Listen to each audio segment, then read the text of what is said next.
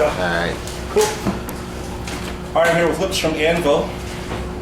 Getting ready to do a show here in Buffalo, New York. So how did you guys come up with the name ANVIL? How did we come up with the name ANVIL? Well, what happened was we originally were called Lips, and after my nickname, and when we finally got signed to a label, after we recorded our first album, we called our first album Lips, Hard and Heavy, and when we got to the label and sitting in the office, they go, "You guys can't call the band Lips." And we're going, "Why?" And they're going, "Well, we don't want any kind of confusion with the band Lips Incorporated or Horse Lips. I mean, you guys aren't the guys that did Funky Town, so Right. we don't want any confusion with that. So why don't you guys come up with a new name?" So at that time, it was a very good opportunity to come up with a new name, because of course it was at the beginnings of the metal wave, right? So we made a list of probably 100 names, and pretty much most of them ended up being used by other bands that became other bands. But the name that really stuck out was the name ANVIL, and we were freaking out because, wow, if we use the name ANVIL, it's going to work perfectly with the title of the album, which was Hard and Heavy. Right. And we went with it. That's how it ended up. Cool. Now, I seen that you guys influenced bands like Megadeth, Slayer, Metallica. Who influenced you guys? Well, you know, it's interesting. It's if you can imagine a staircase of hard rock bands, and I call it a staircase because every band, you have to step on one stair to get to the next. Right. And I climbed I've been climbing the staircase from the the 60s, right? So I started climbing the staircase in, I guess, 1966. So what was around in 66, that's what I was listening to. So what was around, the Rolling Stones and the Beatles. Right. By the time 67, 68 came around, of course, Hendrix, the Cream, Okay. Led Zeppelin, you know, all the hard rock bands, anything that had what I call distorted guitar or heavy metal guitar. Really, it's I mean, that's once Hendrix discovered, or once that became a sort of a standard to use that kind of sound. Of course, that opened up huge amounts of inspiration. Bands like Black Sabbath emerged, and Deep Purple and Led Zeppelin, and these were major influence on me. Particularly, probably most of all, Black Sabbath. I mean, of course, preceding Black Sabbath were bands like Grand Funk Railroad, Cactus, and these were bands out of the Midwest in America. It's really where the heart of where distorted guitar pretty much started, even though Hendrix kind of tipped the balance. But I mean, MC5, I mean, there's a whole list of them. Right. You know what I'm saying? It's this is the stuff that Rob and I grew up on. I mean, when you grow up from coming up through the 60s and 70s, that's what was there. That's what we listened to, and those were our biggest influence, and still to this day, and we still listen to the stuff. I mean, what happens is I think I'm guilty of what everybody's guilty of, in the sense that whatever you listen to between the ages of 12 and 20 is what you end up listening to for the rest of your life. And that's pretty much what's happened to me. So am I listening to other metal bands that came out after me? On occasion. What do you listen to now? Like, what do you think of the new bands? I don't. No. That's what I'm saying. It's very far and in between. There's a band that we just heard recently, and actually discovered recently, but we were playing a show in Finland a few weeks ago, and the band that went on before us was called Graveyard, and they were really quite good. Okay. You know, that's a newer band, I guess, and we really enjoyed it. It was sort of blues-based hard rock. That's good. So it's still within the realms of what we liked, what we grew up with. But that's not to say that anything out that, you know, we have anything against what anybody else is doing. It's just, you know. Right. Yeah. It's Definitely. just the stuff you prefer more than others. That's all. No, I heard you had a chance to be in Motorhead. Declining. Yeah, that was Eddie Clark and was leaving the band, or actually had a major blowout in Toronto. I guess it was just after the Iron Fist album.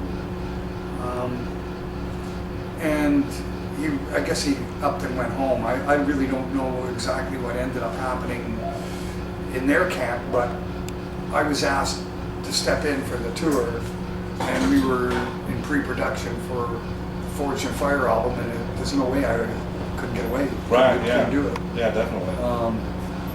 You know, and a few months later, of course, after they replaced Eddie Clark with Brian Robertson, who's one of the guitarists from Thin Lizzy. They finished doing Another Perfect Day album, and I ended up at a festival in Belgium in '83, and Lemmy was there. Right. And I was walking along nonchalantly beside something like this, these kind of trailer things, and all of a sudden this hand comes down and grabs my leather jacket. It's back of my collar. I turn around and it's Lemmy. He goes, "Get up here, you motherfucker!" Oh, jeez, okay. Why didn't you join the band? And I go, we just recorded, we were in the middle of it. Right, yeah. You know, okay, well, he says, I want you to listen to this right now and tell me what you think. And he pulled out a Walkman and stuck it in my ears, and I listened to Another Perfect Day, and I thought it was a great album. So Lemmy, it's a great album. Like, Yeah. what's up, man? And why are you wondering why I didn't join you? Sounds like you're doing just fine. Right, right. And as it turned out, Lemmy, they asked us to come out and do a UK tour with them, with Motorhead. And I've been friends with Lemmy for years ever since, but it's not a question of decline. I couldn't do it. Right. I You got your own thing going on. I had my own thing going on. It's, you know, I love Motorhead, and Lemmy knows I do. And, Right. you Yeah. know, we're kindred spirits, you could say, you know. So what happened between you and David Krebs?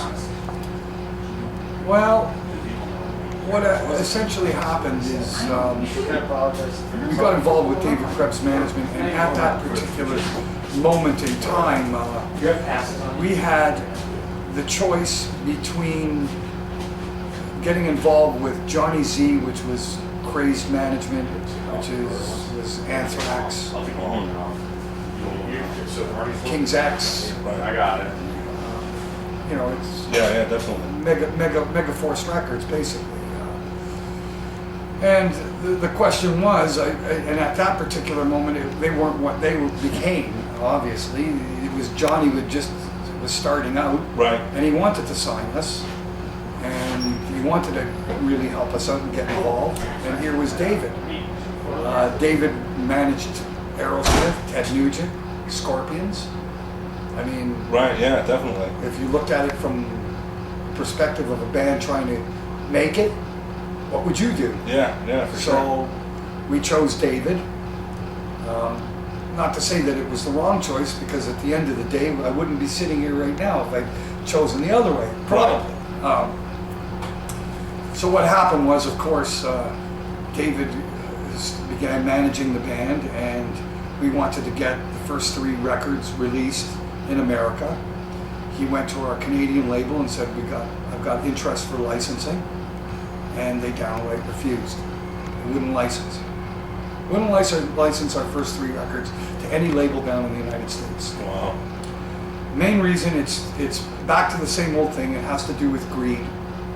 Right. The labels at the time here in the U.S., why should we sign this band if we can't have their own old records? And why should we pay top dollar for it? They've already been out. Yeah. Okay. The label that we were involved with wasn't willing to really move on the price. They said, look, we're in the red. We're owed a fortune still. We've got to recoup. If you want to buy these records, help us recoup. And they're going, no, we're not really interested. We want to put all the money into making a new record, not buying their old stuff, but it's in your best interest to get this stuff out, and we'll begin paying you royalties from record 1, which that's a real iffy, that puts you in a really iffy position. If you were a label in Canada and this is what you're being told by your counterparts in south of the border. You're going, yeah, and how are you going to make the numbers dance on the page? Are you ever going to really do a proper accounting, or can we trust it? Should we trust it? Why should we trust it? So they just didn't do it. Okay. That tied David's hands. Couldn't do anything. Right. How's he going to get us? The labels want the old stuff. They can't get the old stuff. It's basically to build capital so that here, we'll give you the old records. They build capital, then they put the money back into the band. But there was no way to get it started. There's no way to get that. Okay. That train of. Right. Yeah. That choo-choo train going. It just wasn't. So what David did, he goes, okay, well, what we got to do is we got to get you out of that Canadian label, because we got to get you a deal down here and have it independent of what was going on in Canada, and you're going to have to start all anew. Well, and trying to do that, he couldn't. Right. He just couldn't. They weren't interested. I want the 3 albums, and that's the end of it. Okay. We want the first. Why? How are we going to pick up the ball and run if you're not giving us the ball? Right. Yeah. Definitely. I mean, basically, that's what it turned into. So it got to the point where months were going by, like literally months, and then it started turning into a year, and then it turned into 2 years, and I got to the point of going, we're being shelved. We got no record deal, and we're tied in with this manager who's not being able to produce anything. Yeah, yeah. So like we're under lock and key. We're stuck in a drawer, and yeah, you got the opportunity to be so one of the biggest bands out there. And time was passing by. Bands were coming out. Of course, Slayer, Metallica, Anthrax. All these bands are putting out records. It's between 1983 and 1987, and couldn't grab a hold and get on board. It just didn't happen. And eventually, I kept on trying. Then, the manager, David, got eventually so discouraged that when I would call to ask what's going on, he wouldn't take my calls. Oh, wow. So eventually, David showed up in Toronto with Michael Schenker, and I walked right up to him, grabbed him by the suit collars, and said, "Let my band go, man." I mean, that had been real frustrating for you. You know what I mean? Yeah, I'm going, you gotta let us go. You gotta give us a release. This is ridiculous. Yeah.